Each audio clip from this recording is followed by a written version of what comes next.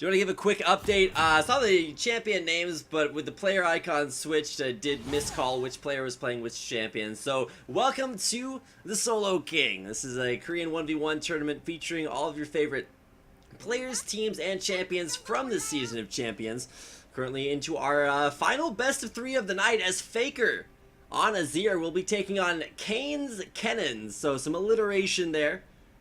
It'll be interesting to see how this works out, and apologies for the champion player mismatch before this, but be interesting to see how this works out considering the summoner spells chosen. Ignite, Flash for both laners, of course on opposite keys. Faker running Flash on D, it's Flash on F, whereas Cain is of course committing the cardinal sin of running Flash on D with Ignite on F. So I don't know, maybe he's going to dash his way to victory, but either way, it'll be no sustain starts for either player, no cloth armor, 5 health potions, or anything like that for Cain. It's just going to be Doran's Ring with some Total Biscuits of Rejuvenation, a longsword health potion start there, which I guess is fairly sustain heavy for Cain. He's walking forward and stops Faker's recall. I guess Yordles are meant to be annoying. Cain might actually go for the stop of the recall by walking over around the around the Raptor pit, but was unfortunately unable to stop that. So Faker heads back to base, won't be picking up any extra sustain, just healing off that early harass. And coming into the lane phase, traditionally we've seen Azirs have difficulty with AD carries that can shove them in early on. But Faker's Azir probably shares a few characteristics with Ganked by Mom's Azir, which was more than capable of winning his matchups earlier on today. Throwing out the Sand Soldier in the middle of the creep wave, but honestly Cain's shoved it in a little bit more quickly than Faker would have liked, and while he is going to lose 1 CS, should be able to hit most of these additional CS under turret. No, he's actually going to miss not 1 but 2 CS under turret. That's I think that's more than 2. Yeah, he missed 4 CS out of the first wave. Faker having some struggles here versus a Cain's Kennen, who is all too willing to just continue auto attacking, shove this wave in over and over again, and start to get off to a little bit of an early CS lead. Of course, I can't emphasize enough how quickly small CS leads can turn into big ones, because specifically determining like the play style that the player wants to play. So for Cain on Kennen, he's going to be looking for a little bit more of an aggressive harass-based style, whereas Faker, I feel like less so harassing Cain as it is just putting on enough pressure so that he can keep the wave from getting shoved into his turret.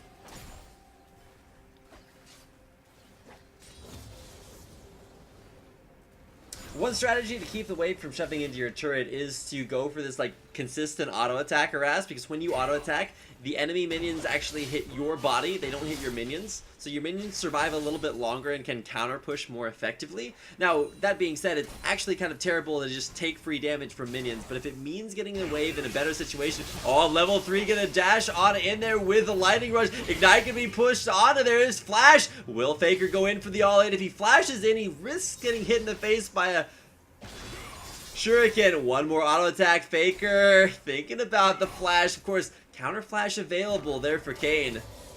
Faker hits level 4. He's going to have a big health advantage here over Cain, but Cain will sustain in the lane.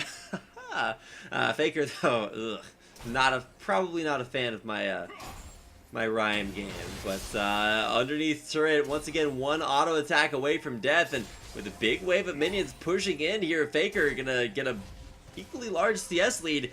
He's trying to make Cain stop his recall back from base, and it actually will stop that.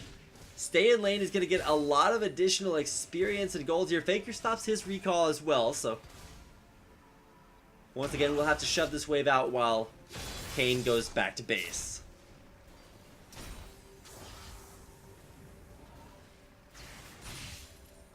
The biggest differential, at least as early on, was CS in favor of Cain, but now Faker has completely turned that around and is actually the one shoving Cain underneath his turret, really just punishing him for A, not bringing teleport, and B, having used his sustain up very early on. The ignites both burned at the same time, but with the range advantage, or at least range harass advantage off of Sand Soldiers, which, you know, don't cause Faker to take damage. Cain's forced back behind his turret. This is a terrible position to be in if you're Cain.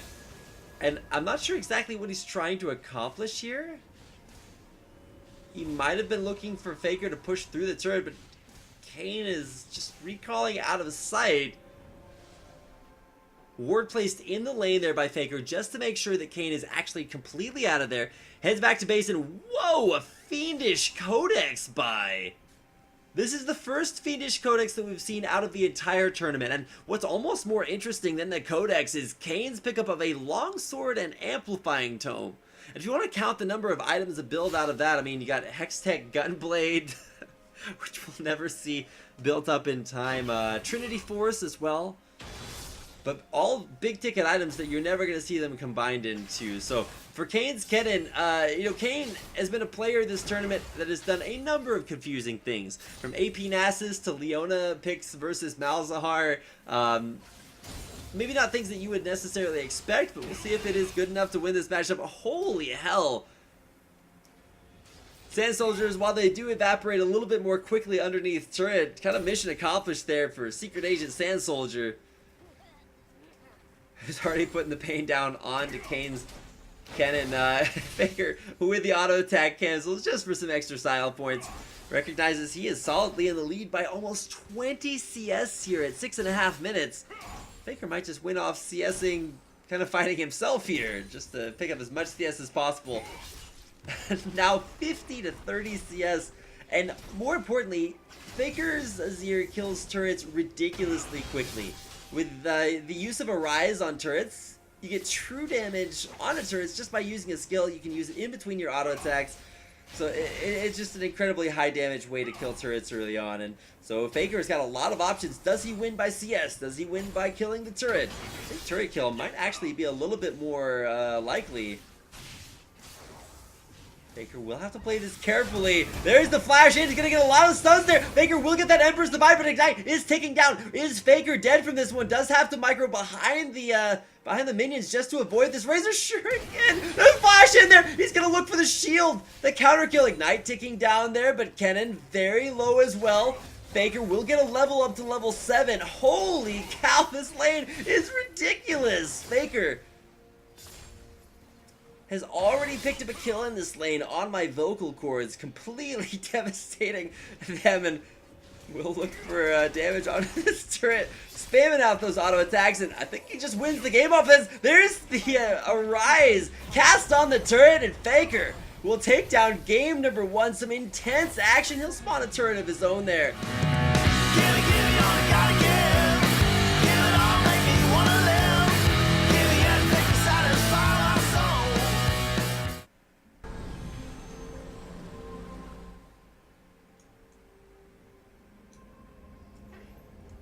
Hello ladies and gentlemen, and welcome to the Solo King, a Korean 1v1 tournament featuring your favorite players, teams, and champions from this season of Champions, of course broadcast here on Azubu TV. My name is Reed Rapid Melton, and I do want to welcome you to game number 2 in this best of 3 series between Faker and Cain. The winner will advance out of their group stage to the playoffs, loser will go home, and for Cain, he is kind of up against the wall here, 0-1. Faker choosing Annie into his misfortune. Gonna go for a little bit of early trade action. Of course, Cain actually winning that exchange. Cain has put his first point into double up, and traditionally you want to save your skill point, but the matchup doesn't actually change depending on what point you put where.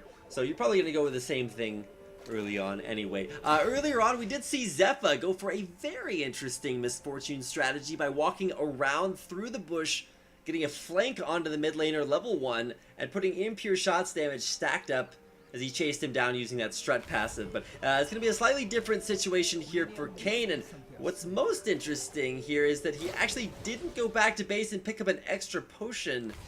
That is a little bit of an error when it comes to starting with a crystalline flask.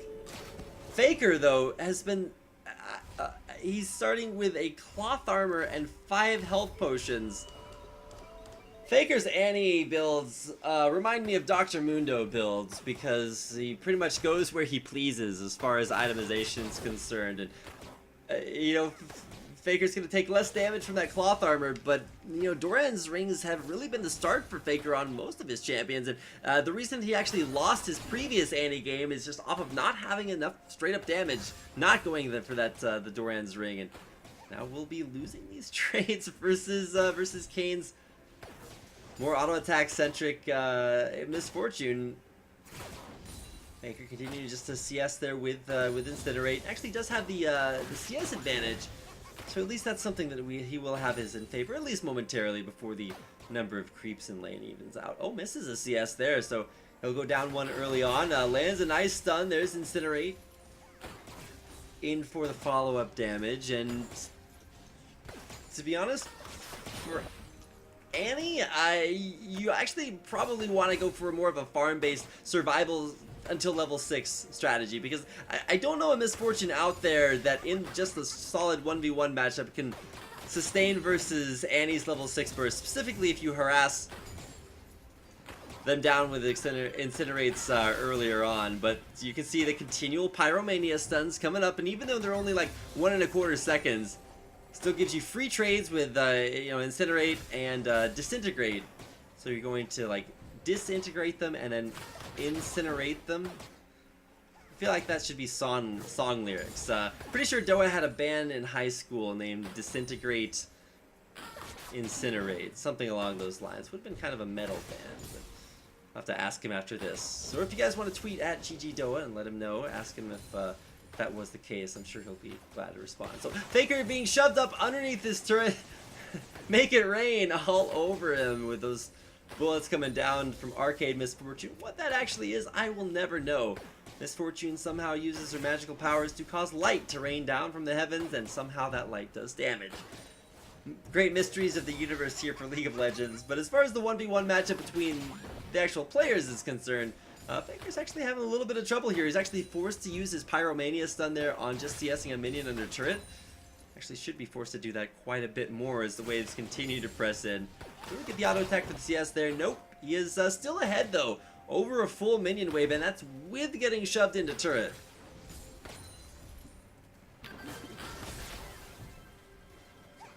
Mine are all in there, but the big difference is that Cain actually got stunned inside Faker's cannon minion creep wave. And after Faker's Annie actually died to a cannon minion earlier on, you all know how strong cannon minions are, so probably want to avoid walking into the cannon minion. Oh, there's the flash! The stun! The ignite's down as well! But I don't think it's going to be a kill. Immediate flash out from Cain. Holy hell, those reflexes to flash out at just the last second. Cain making it out there, and I'm not sure if it was Faker, or I want to say it was Faker, who pulled off almost the exact same play in a highlight video I saw on Reddit a few months ago. Going for that all-in, but Cain's got the reflexes to make it out of there alive. Faker actually going to back in the creep wave all the way back to base. Keep in mind, it's Flash Ignite for both players, but with Ignite still available here for Cain, so his level 6 all-in might be a little bit more powerful. Look at the itemization. He's got the makings of, what is that, maybe a Hex Drinker? Probably won't ever actually complete that itemization because somebody's going to die in this lane, and Faker's already had one death on Annie. Probably not looking for a second one.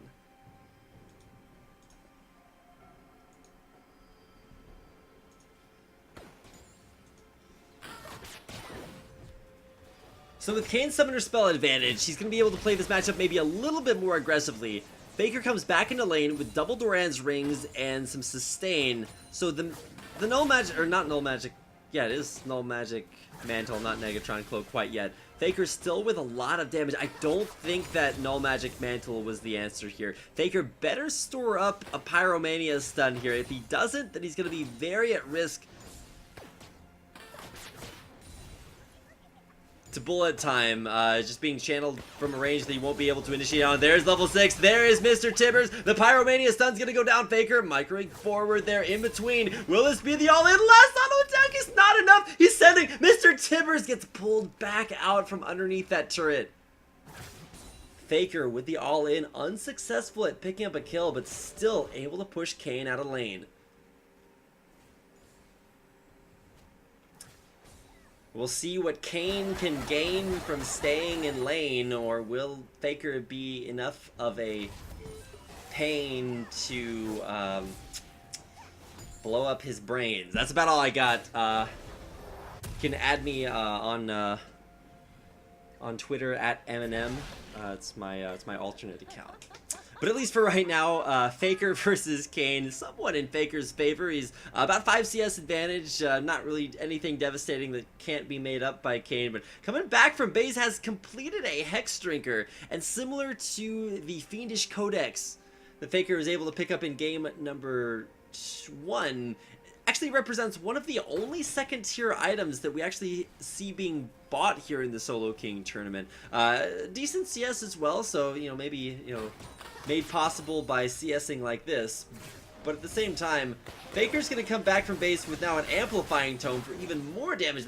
It does take a very bad impure shots trade. Gonna need to clear out this minion wave just a little bit more before he goes for any kind of crazy all-in shenanigans. And we'll have Tibbers back available in just about 15 seconds. Will represent another all-in opportunity. Needs to watch out for taking too much Make It Rain damage. Another Pyromania stun there. Faker does have Tibbers up there. He's going to look for an Ignite now. Here's the all-in that he's looking for. Walks into the creep wave. There's the Hex Drinker. Will it be the burn from Tibbers? It will. Have you seen his Bear Tibbers? I think the answer is yes. Faker wins game number 2, and with a 2-0 victory over Cain, will advance to the playoffs, sending Cain home. We're going to get a quick instant replay there on your stream. You can see the turnaround Ignite. Minions are doing damage. A nice Hex Drinker to block the Tibbers damage, but in the end, Mr. Tibbers is gonna have the final word. Faker with a 2-0 victory over Cain.